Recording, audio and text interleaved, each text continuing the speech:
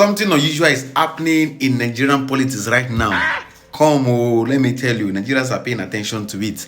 Just few days now, Peter Obi and Kwankwaso aligned themselves with NDC politically. Lawmakers have started defecting from ADC to NDC. Not one, not two, not three, not four, but several politicians in the National Assembly and the House of Representatives are already making the move. And then came the statement that got people really talking online when Senator Akpabio reacted to the wave of defection jokingly and said, ADC is dead, ADC is dead. That statement immediately sparked controversy across social media. But now, many Nigerians are beginning to ask one question.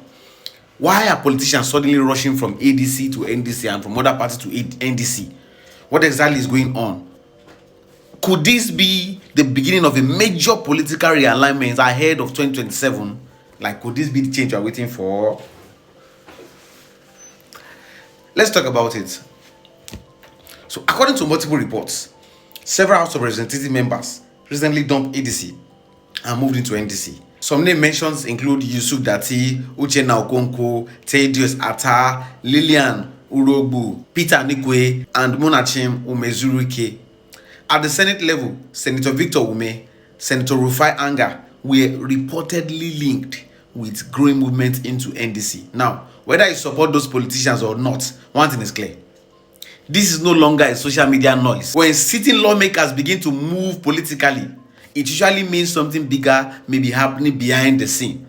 And that is where the conversation becomes interesting. Because in Nigerian politics, structure is everything. A political party can trend online every day. But without lawmakers, governors, local coordinators, and grassroots networks, it becomes difficult to compete nationally. And NDCs begin to have that. We are beginning to have structure. This is why the recent defection is getting attention. For the first time, some Nigerians are beginning to feel like NDC may be trying to build an actual political structure, not just online popularity. And honestly, this is time to remind many political observers of what happened in 2015 election. Back then, APC did not become powerful overnight.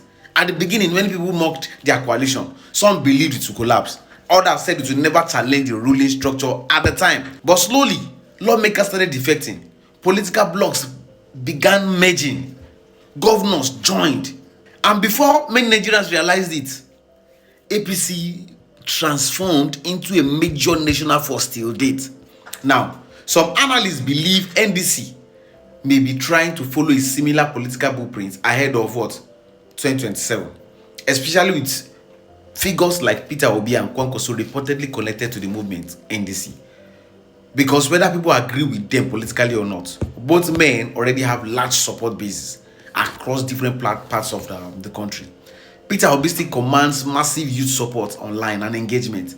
Kwankwaso still remains one of the strong northern political influence through his loyal grassroots movement, especially in Kano. So if both political camps are truly aligning around NDC, then that reminds me of what happened when Peter Obi was in LP and just a nobody became an House of Rep member. This might become more serious than Nigerians are actually expecting. But at the same time, there are still some important realities we must not ignore. Right now, NDC does not appear to have same nationwide structure like APC or PDP. We have to agree that the party is still lacking major governors publicly defecting into it. I think they are aspirants, but not major governors have not started defecting. So the grassroots machinery across all states is still developing. And there are still questions about leadership arguments, presidential ambitions, internal power sharing, and whether the political interests involved can truly work together long term. Because Nigerian political coalition often struggle when ambition and power negotiation begin. So while the recent defections are important, they do not automatically mean NDC has become unstoppable. However, the movement is beginning to look serious enough that other political parties can no longer ignore it. And that may explain why conversation online has suddenly become intense around NDC, especially with the comments that Senator Akpabio made, ADC is dead. That comment went viral and people started discussing about it. To some people, that's just a political banter. But to others, that sounded like a recognition that ADC may be losing relevance as politicians gradually reposition themselves elsewhere because Peter Obi and Kwankwaso realign themselves with NDC. And if more lawmakers continue to defect in coming months, then that political calculation ahead of 2027 may start changing very quickly, because Nigerian politics can shift suddenly. A party that looks weak today can become a strong political force tomorrow, depending on the political alliances they get. And right now, this is exactly the question many are asking about NDC.